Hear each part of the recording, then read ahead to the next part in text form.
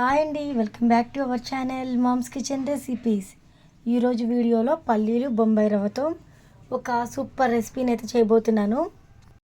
ఈ పాటికే రెసిపీ ఏంటో మీకు అర్థమైపోయి ఉంటుంది. ఉప్మా అనమాట. ఉప్మా మాకు కూడా చేయడం వచ్చు. ఉప్మా కూడా వీడియో చేయాలా అని అనుకునే వాళ్ళు కూడా ఉంటారు. కాకపోతే మన ఇంట్లో ఉప్మా అంటే అస్సలు ఇష్టపడిన వాళ్ళు చాలామంది ఉంటారు. ప్రతి ఇళ్ళల్లో కూడా ఉప్మా అంటే అంత లైక్ చేయరు. సో ఉప్మాని కూడా టేస్టీగా హెల్తీగా ఇలా చేసి పెట్టండి, ఇష్టంగా తినేస్తారు. ముందుగా ఉప్మా ప్రిపేర్ చేయడం కోసం స్టవ్ ఆన్ చేసుకొని ప్యాన్ పెట్టేసేయండి. ప్యాన్ హీట్ అయిన తర్వాత ఒక 1 టేబుల్ స్పూన్ వరకు ఆయిల్ అయితే పోసుకోవాలి. ఆయిల్ కాగిన తర్వాత తాలింపు గింజలు అయితే వేసేసుకోవాలి. తాలింపు గింజలు కాస్త వేగిన తర్వాత పల్లీలు వేసుకోండి. పల్లీలు కొంచెం ఎక్కువ వేసుకోవాలి, గుప్పెడు వేసుకోండి. టేస్ట్ అనేది చాలా అంటే చాలా బాగుంటుంది. అలానే 2 పచ్చిమిర్చి తీసుకొని రౌండ్ పీసెస్లా కట్ చేసేయండి. రౌండ్ పీసెస్లా కట్ చేస్తే మనకి ఉప్మాలో మెల్ట్ అయిపోతుంది కాబట్టి ఉప్మాతో పాటు తిన్నా కూడా స్పైసీగా ఉండదు.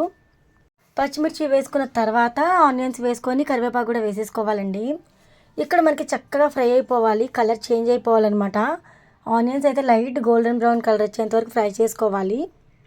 ఆ తర్వాత ఇక్కడ మనము వాటర్ అయితే యాడ్ చేసేసుకోవాలి. ఇప్పుడు క్వాంటిటీ ఏంటి అంటే 1 కప్పు రవ్వ తీసుకుంటే, కప్పు బొంబాయి రవ్వ తీసుకుంటే కనుక 2.5 కప్పులు లేదా 3 కప్పులు అయితే వాటర్ అయితే పడతాయి అన్నమాట.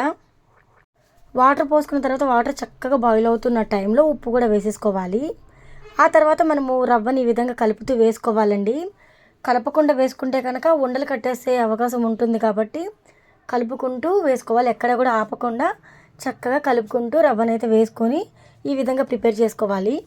ఆ తర్వాత చక్కగా ఇక్కడ రవ్వ అనేది ఎసరులో ఉడుకుతూ ఉంటుంది అనమాట. ఇలాంటి టైంలో మంటని కంప్లీట్గా మీడియం ఫ్లేమ్లో కానీ లో ఫ్లేమ్లో కానీ అడ్జస్ట్ చేసుకొని మూత పెట్టేసి ఒక 1 మినిట్ సరిపోతుందండి. 1 మినిట్ వరకు కుక్ చేస్తే సరిపోతుంది.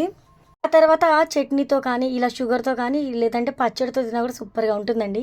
కారపొడితో అయితే ఇంకా సూపర్గా ఉంటుంది. ఈ రెసిపీ నచ్చితే లైక్ చేసి ఇలాంటి రెసిపీస్ కోసం ఛానల్ని సబ్స్క్రైబ్ చేయండి.